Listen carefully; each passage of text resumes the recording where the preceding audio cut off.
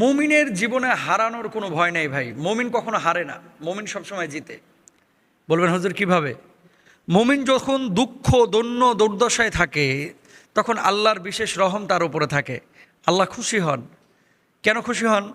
আসাদুন্নাসি বালা আল আম্বিয়া। খেয়াল করেন, পৃথিবীর বুকে আপনি যদি নিজেকে মানে মুমিন দাবি করেন, বড় বড় পরীক্ষার সম্মুখীন আপনাকে হতে হবে। মুমিন যদি দাবি করেন, খাবারের সংকট তৈরি হবে। মুমিন যদি দাবি করেন, অসুখ বিসুখ বেশি হবে। মুমিন যদি দাবি করেন, বিপদ আপদ আপনার বেশি আসবে। মুমিন যদি দাবি করেন, আর্থিক সংকট আপনার বেশি আসবে।